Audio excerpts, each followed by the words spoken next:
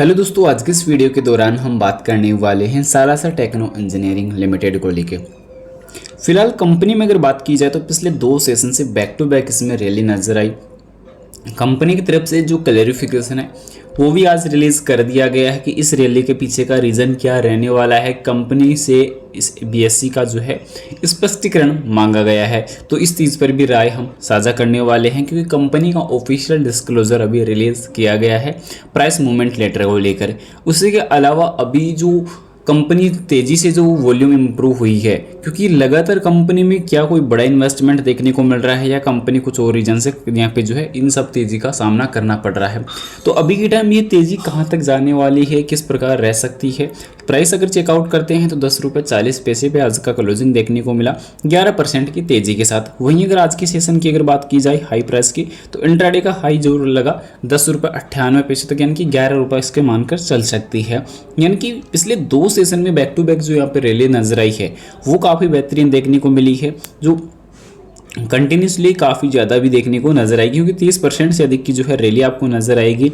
और यहाँ पे देखने को जो वॉल्यूम का जो आंकड़ा था, इसके लिए जो अभी कंपनी की तरफ से जो ऑफिशियल डिस्क्लोजर रिलीज किया गया तो वो आप यहाँ पे चेकआउट कर सकते हैं कि कंपनी ने अभी जो है मेंशन किया है कि जो लेटर, तो यहाँ पे दोस्तों देख सकते हैं कि फिलहाल कंपनी की तरफ से जो यहाँ पे स्पष्टीकरण मांगा गया, तो इसमें कंपनी ने हाल ही में जो रिप्लाई क्या किया है, जिसमें एक्सचेंज कंपनी के प्रतिभूति के मूल्य आंदोलन के संबंध में स्पष्टीकरण मांगा गया है। हम आपको सूचित करना चाहते हैं कि कंपनी के समय समय पर बीएससी को सभी घटनाओं और सूचनाओं के बारे में सूचित किया है जिसका कंपनी के संचालन और प्रदर्शन पर प्रभाव पड़ता है, और मूल्य संवेदनशील जानकारी आदि शामिल है, जैसा कि विनियम 30 और सेबी सूचीबद्धता दायित्व और प्रकटीकरण आवश्यकताओं के तहत ये खुलासा किया जाना आवश्यक होता है। और इसके अलावा ऐसी कोई भी अतिरिक्त जानकारी या घोषणा नहीं है जिसे हमारे विचार से एक्सचेंज में और कंपनी के शेयरों के कारोबार के मूल्य में मात्रा में व्यवहार पर असर पड़ सकता है, क्योंकि कंपनी के शेयर मूल्य पर उतार चढ़ाव पूरी तरीके से बाजार की स्थितियों के कारण है और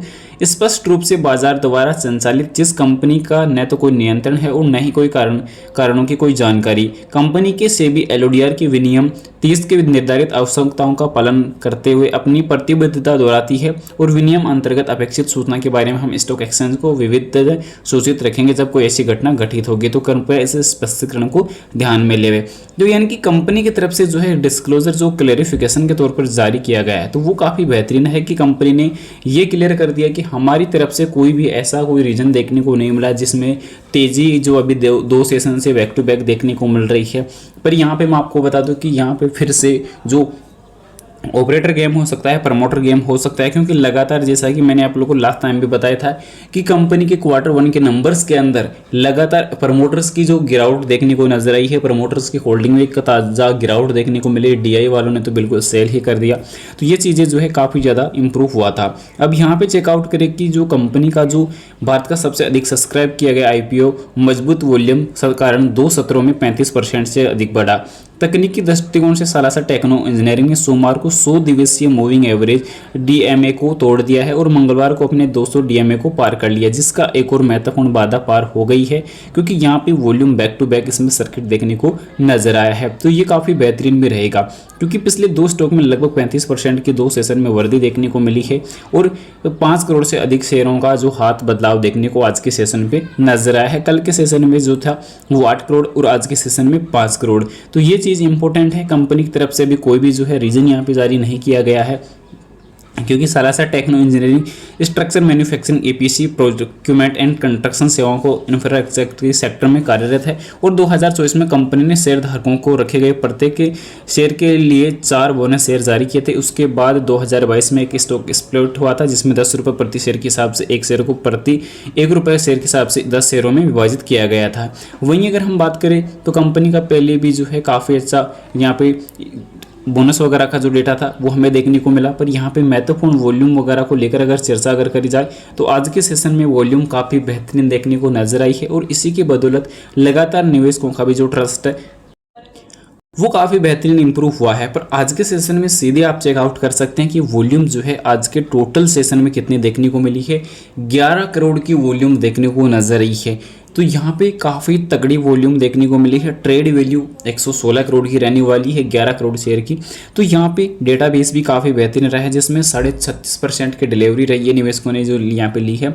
भारतीय बाजार हल्के से जो है पॉजिटिव क्लोज होते हुए नजर आई है, पर यहाँ पे बैक टू बैक जो रैली इसमें देखने को नजर आई है, तो वो काफ़ी तारीफ करने लायक चीज़ें यहाँ पे नजर आने वाली है। कल भी देखने को जो मिला था 20 समूह में काफ़ी ज़्यादा जो है गेनर टॉप पे देखने को मिला था सालासा टेक्नो।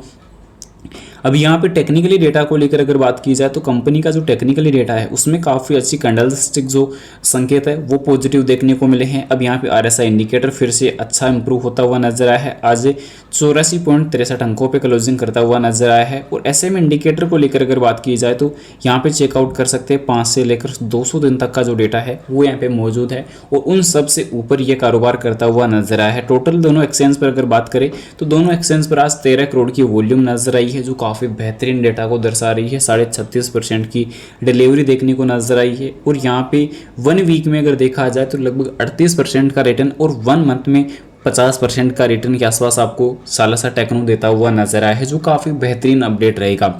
अब यहाँ पे सबसे बड़ा जो गेम है वो अब होता हुआ नजर आ सकता है। मैंने आपको पहले बताया था कि यहाँ पे प्रमोटर भाग रहे हैं, और ये तेज़ी कहीं ना कहीं प्रमोटर्स के पीछे का ही गेम है वो यहाँ पे हो सकता है।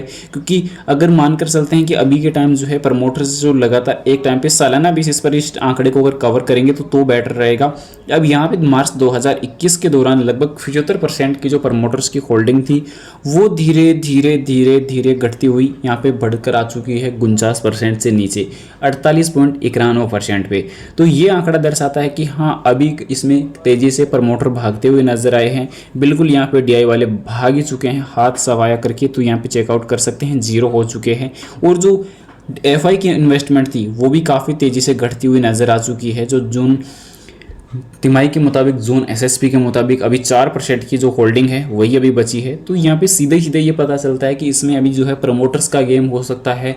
इन सब चीज़ों से अभी के टाइम अलर्ट रहने की आवश्यकता है। अगर आगे चलकर आने वाले रिजल्ट में अगर बोनस डिविडेंड बोनस वगैरह या स्टॉक स्प्लिट राइट इशू को लेकर भी कुछ यहाँ पे जो है गेम अगर बनता है तो उस ट्रैप में अभी उलझने की आवश्यकता नहीं है। क्योंकि लगातार जहाँ पे एक टाइम से कंपनी एक अच्छा रिटर्न प्रोवाइड कर रही थी, वहाँ से कंपनी का वापस जो है डाउनफॉल देखने को मिला, वापस इंप्रूवमेंट देखने को मिला।